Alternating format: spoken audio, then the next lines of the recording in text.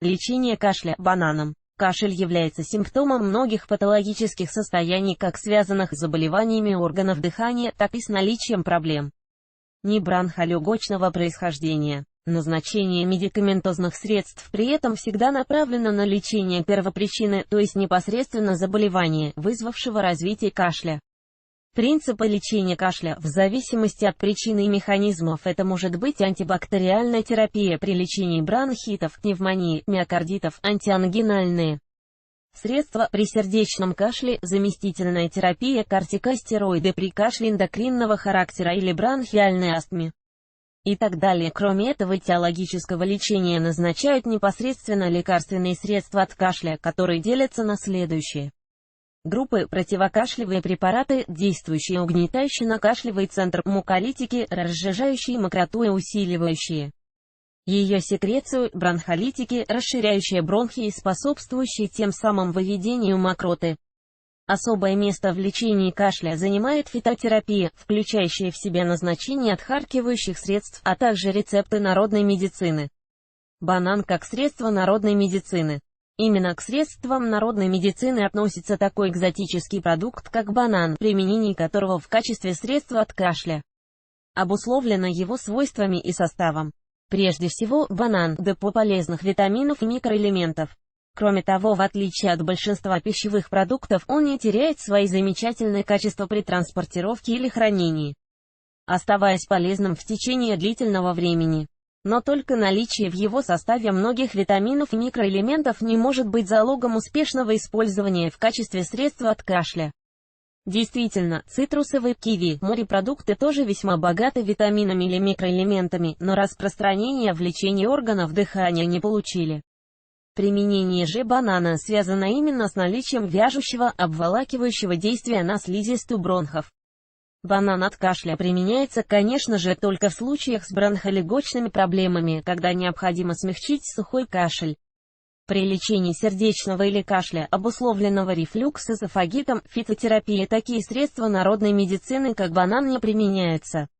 Широкое распространение получил этот продукт в педиатрической практике, где помимо полезных свойств учитываются его органолептические характеристики. Бывает весьма сложно уговорить ребенка выпить горькую отхаркивающую микстуру. Здесь вкусный ароматный банан занимает приоритетные позиции. Существует несколько рецептов его использования. Рецепты использования банана в медицинской практике. Чаще всего используется его сочетание с молоком или медом. Эти продукты сами по себе активно применяются для лечения кашля. Так, молоко, являющееся щелочным питьем, обладает хорошими отхаркивающими свойствами, смягчает горло, способствует отхождению мокроты. В сочетании же с бананом эти качества усиливают и дополняют друг друга. Рецепт банана от кашля прост. Миксером, блендером или обычной вилкой необходимо измельчить банан до состояния пюре, добавить к нему 1 стакан молока и довести до кипения.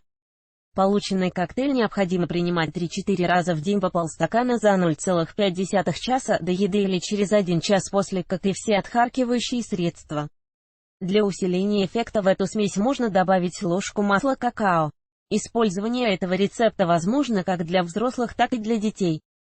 Готовят средство следующим образом. К измельченному банану добавляется 1 чайная ложка меда, смесь перемешивается и ставится на медленный огонь или водяную баню до появления золотистого цвета смеси. Существует еще и другой рецепт банана от кашля, когда мякоть банана заливают 2 столовыми ложками воды и кипятят на медленном огне 10 минут, а 20 граммов меда добавляют уже в готовую смесь.